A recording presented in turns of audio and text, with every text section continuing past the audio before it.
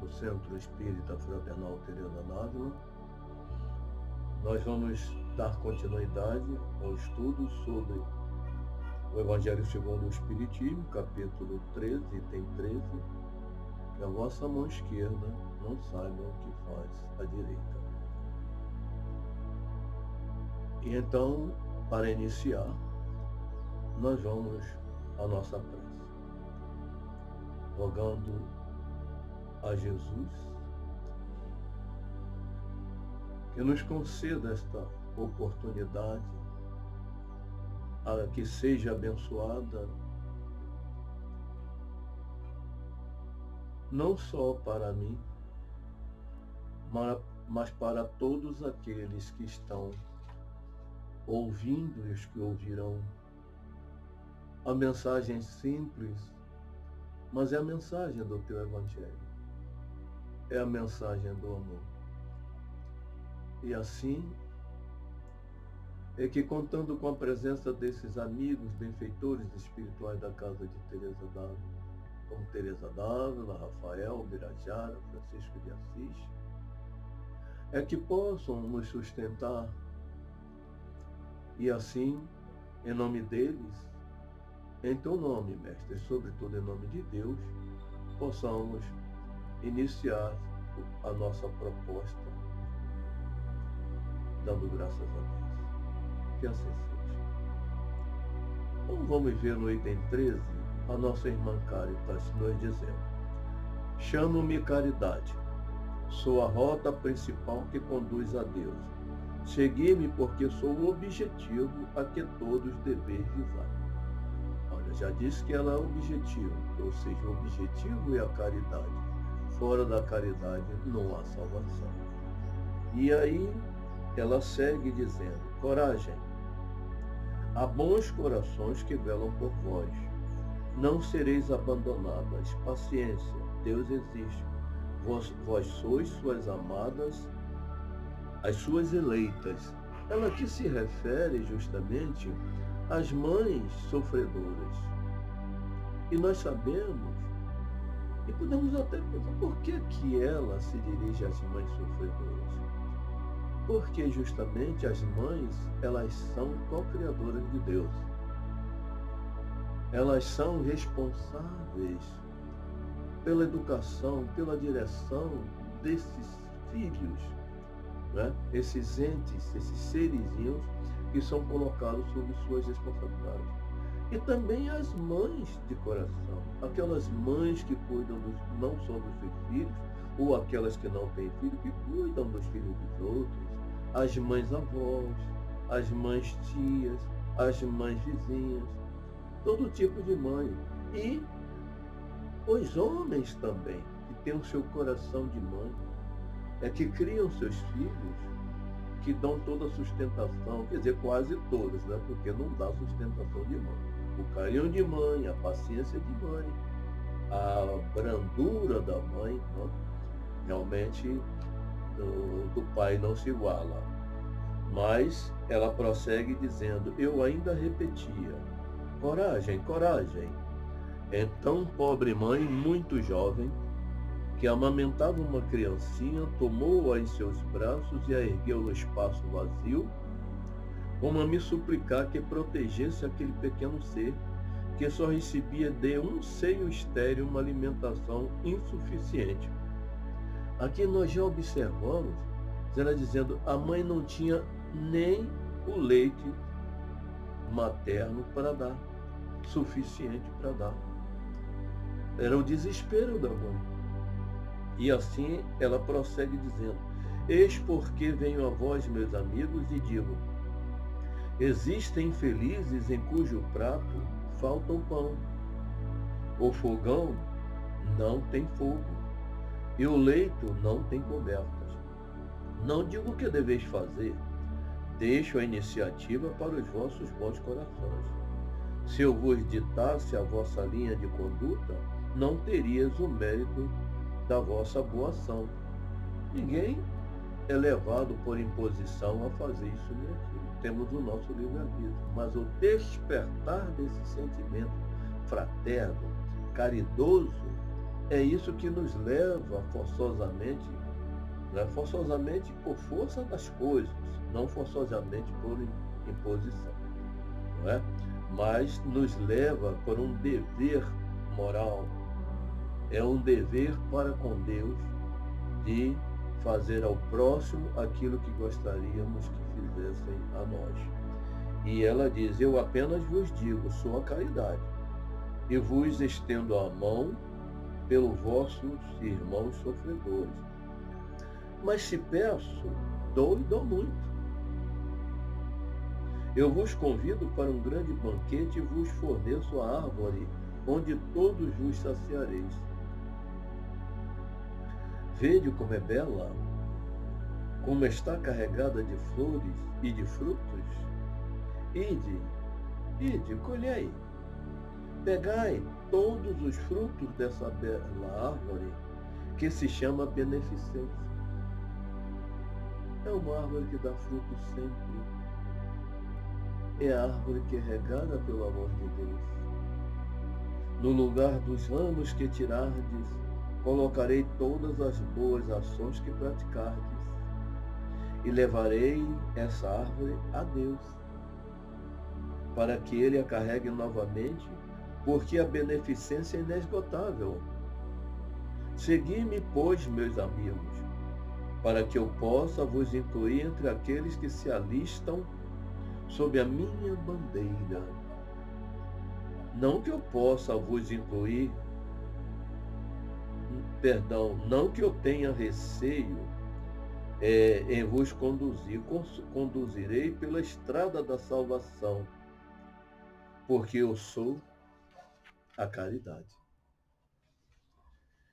E aí pegamos também um reforço da própria irmã Caritas, pegamos na Revista Espírita de fevereiro de 1862, ela agradecendo aos membros da Sociedade Espírita Parisiense, ela agradecendo a doação de 500 francos que foram enviados para os pobres de Lyon.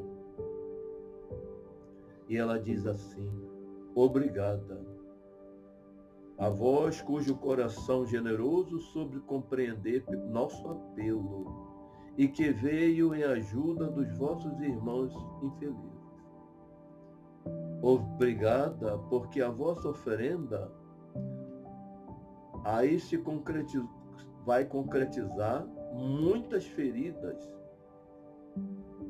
entorpecer muitas dores.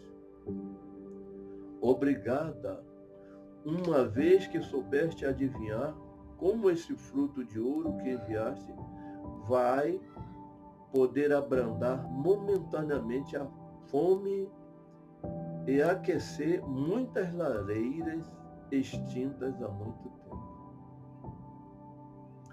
Obrigada, sobretudo pela delicada atenção que tivestes em disfarçar a vossa boa ação sob o comando, ou sob o mando, ou sob o manto do anonimato. Quer dizer, a mão direita dando sem que a esquerda visse. O anonimato.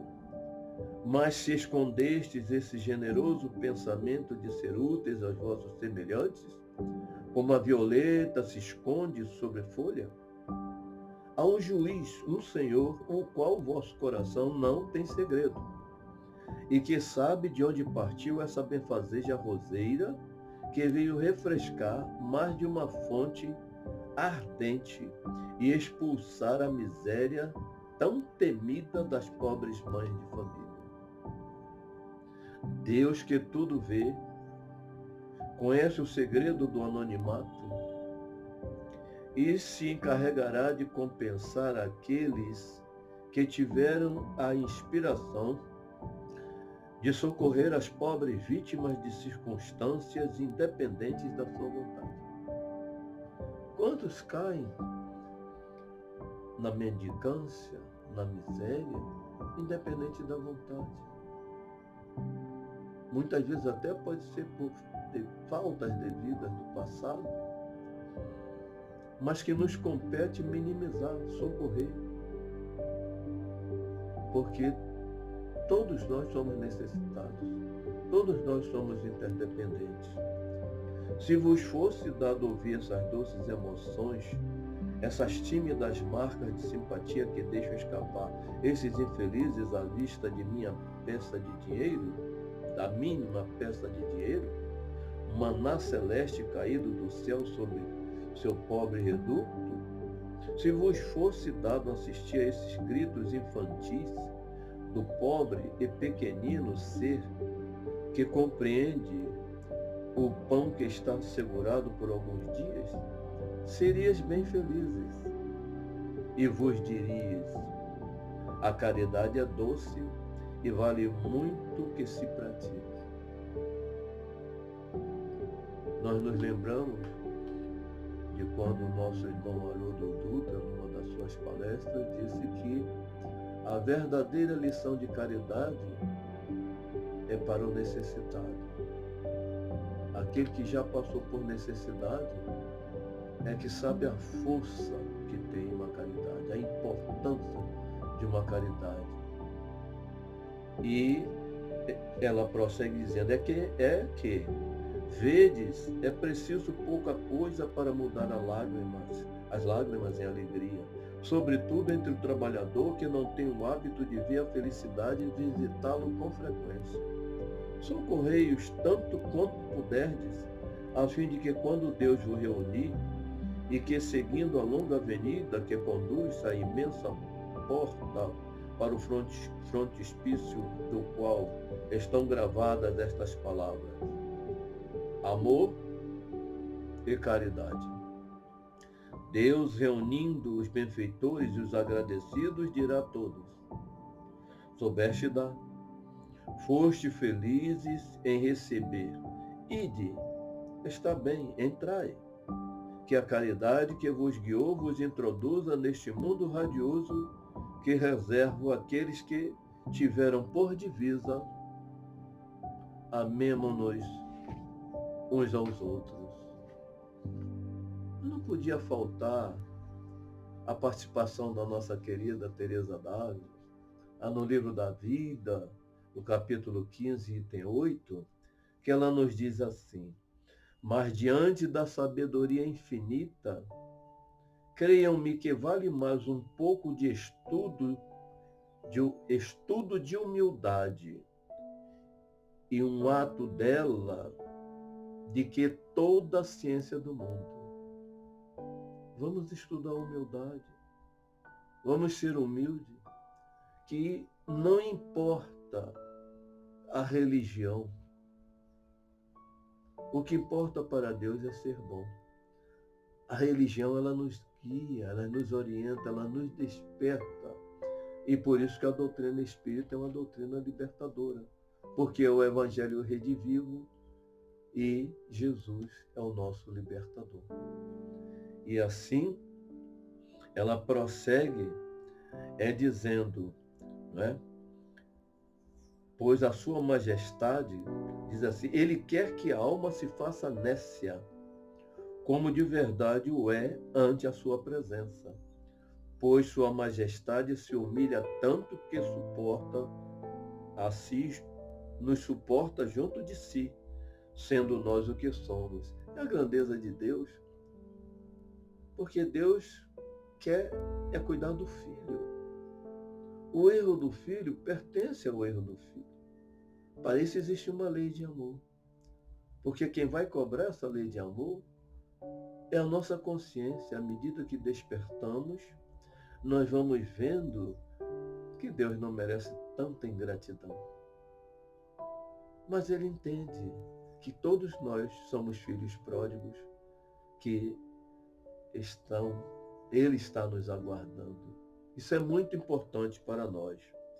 E também pegamos uma pergunta de Emmanuel no livro Consolador, questão 322, que ele pergunta o seguinte: há uma gradação do amor no seio das manifestações da natureza visível e invisível? E ele responde: sem dúvida, essa gradação existiu em todos os tempos. como gradativa é a posição de todos os seres na escala evolutiva do progresso. Fomos criados simples e ignorantes. Todos estão em ascendência. Cedo ou tarde todos chegaremos lá. Como o amor é a lei própria da vida, e sob o seu domínio sagrado todas as criaturas e todas as coisas se reúnem ao redor, dentro do plano grandioso da unidade universal. Todos nós. Tudo se converge para essa unidade universal, de onde saímos e vamos voltar. No caminho dos homens, é ainda o amor que preside a todas as atividades da existência, em família e em sociedade. É onde começa. Começa da família para a sociedade e daí para, não é, todo o nosso universo, que tudo flui em função, não é, do progresso que nós realizamos, porque nós somos, antes de sermos seres humanos encarnados, somos filhos de Deus, somos herdeiros do universo. Somos herdeiros do universo. Existem aí, como já sabemos, né, que hoje nós temos trilhões de galáxias. E cada galáxia com cerca de 200 bilhões de astros, estrelas. Isso tudo é nosso. É preciso que saibamos nos conduzir para cada vez mais usufruirmos dessas benesses que Deus reservou para nós. Então, meus irmãos, muita paz. Reflitamos sempre. Que Jesus nos abençoe. Vamos à nossa prece de agradecimento. Rogando ao alto a misericórdia para toda essa nossa humanidade. Rogando a paz, a harmonia para todos os corações de boa vontade e que sejam cada vez mais iluminados para iluminar os passos daqueles que ainda dormitam, aqueles que ainda têm os olhos fechados, que possamos ver, possamos despertar e caminhar contigo, Jesus. Abençoa a casa de Teresa Dávila, com Teresa Dávila, Rafael Birajara, Francisco de Assis. Abençoa todos os trabalhos ali realizados nesta casa de amor e luz. E que possamos dar continuidade aos trabalhos que não são nossos, são teus, Jesus. Obrigado pela oportunidade. E assim é que, em nome desses amigos espirituais, em nome de Maria Santíssima, essa grande Mãe amantíssima, em teu nome, Mestre, sobretudo em nome de Deus, é que encerramos a nossa participação nesses simples trabalhos realizados com amor. Que assim seja. Graças a Deus.